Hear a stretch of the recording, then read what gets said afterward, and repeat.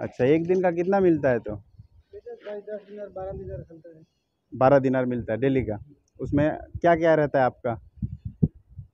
सारा चीज़ आपका रहता है? ये आप देख सकते हैं जो कुवैत में प्लस्तर वगैरह का जो काम होता है, ये आप देखिए कितना धूप है और बाहर में लोग काम करना पड़ता है ना। तो वो जो मेरे भाई हैं जो कंधे पे लकड़ी लेके जा रहे हैं प्लाईवुड, वो राजस्थान से हैं और मैंने उनसे बात किया है ना, कि यहाँ पे किस तरीके से इस लाइन पे कमाई होती है, यानी चुनाई कह लीजिए या फिर राजमिस्त्री का काम बोलते हैं इसको, है ना।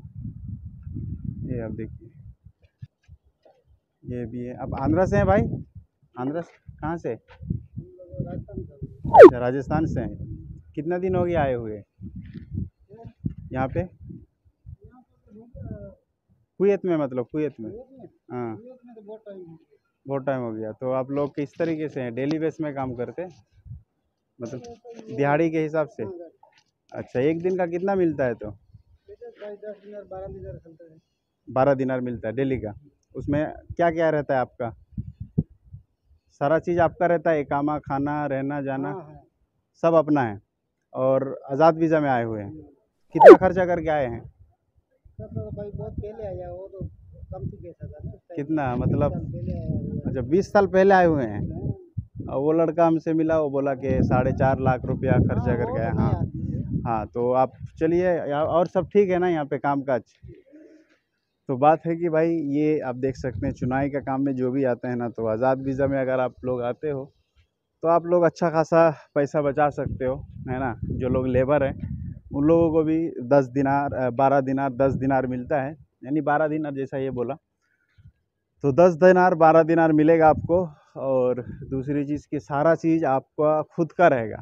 तो अगर आपका डेली का 10 दिनार भी मिलता है या फिर 12 दिनार मिलता है, 12 दिनार आपका डेली मिलेगा, जैसा ये बोला कि 12 दिनार मिलता है डेली का, तो 12 दिनार अगर डेली का मिलेगा तो आपका एक महीना में जो है हो जाएगा 360 KD, है ना। यानी इंडिया का तकरीबन वही 160 KD का हो जाएगा। 360 KD का कम से कम 75 80 90 के करीब हो जाएगा, यानी 90,000 रुपये हर महीना आप एक लेबर 90,000 रुपये महीना कमा सकता है कुवैत में। अब मैं आपको बता देता हूँ कि यहाँ पे खर्चा क्या क्या इन लोगों का होता है। इन लोगों का खर्चा रूम का अपना लगता है हर महीना। मान लीजिए रूम का 20 KD आप उसको वो कर दीजिए, माइनस कर दीजिए। खाने का 25 KD माइनस कर दीजिए। मोबाइल रिचार्ज 5 KD रिचार्ज कर दीजिए, माइनस कर दीजिए। और इकामा एक होता है, साल भर का एक आईडी बनता है जो आप कुवैत में रह सकते हो। अगर वो आईडी आपके पास नहीं है तो पुलिस आपको पकड़ लेती है और उसके बाद आपको जिस देश के हैं आप उसको वहाँ पे आपको भेज दिया जाएगा। तो उसको यहाँ की भाषा में बोलता है इकामा, यानी अरबी में आप सिविल आईडी उसको बोल सकते हैं, है ना। इंग्लिश में सिविल आईडी भी बोल सकते हैं। तो उसका बनाने का 600 KD लगता है और इन लोगों को खुद का बनाना रहता है, अपने पैसे से बनाना पड़ता है। और जैसे हम लोग आए हैं कंपनी में तो हम लोगों को कंपनी बना कर देती है, हम लोगों को कोई दिक्कत नहीं है। और इन लोगों को खुद को बनाना पड़ता है, खुद का पैसा खर्चा करके। तो एक साल का बनता है और 600 KD लगता है ना। तो 600 KD का कम से कम हो जाता है इंडिया का कम से कम 1,56,57,000 रुपया हो जाएगा आपको।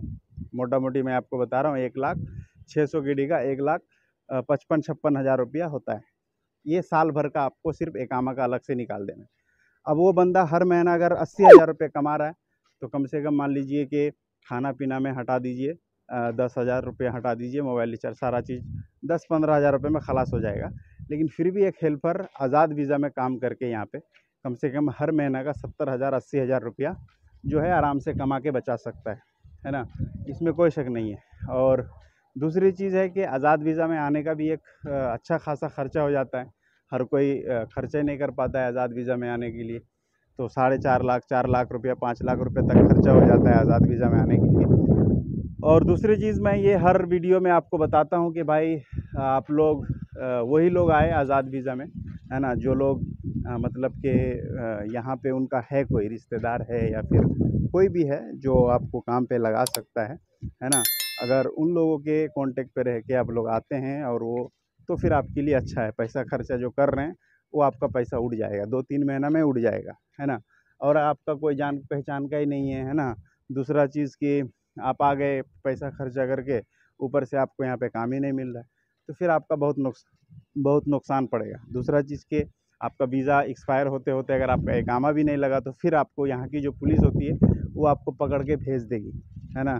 तो भाई मैं थक रहा हूँ धूप में, एक तो सीढ़ी उठ के ऊपर आया हूँ, ऊपर से धूप में चल रहा हूँ, तो मेरे अंदर से मतलब लग रहा है थक रहा हूँ मैं।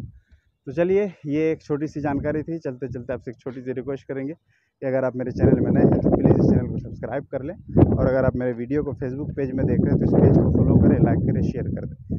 दरअसल बात ये है कि यहाँ पे राजस्थान के कुछ बंदे मिले और कुछ आंध्रा के ज़्यादातर हैं जो यहाँ पे इलेक्ट्रिशियन का भी काम कर रहे हैं, टाइल्स मेसन का भी काम कर रहे हैं, फायर फाइटिंग का भी काम हो रहा है, लेकिन कोई बात करने के लिए तैयार नहीं है, बोलते हैं हिंदी मालूम नहीं है भाई। तो जिसकी वजह से हम उन लोगों से जो इन्फॉर्मेशन है वो हम आपको उन लोगों से ले लिया और मैंने आपको बता दिया। तो ये थी वीडियो। तो चलिए वीडियो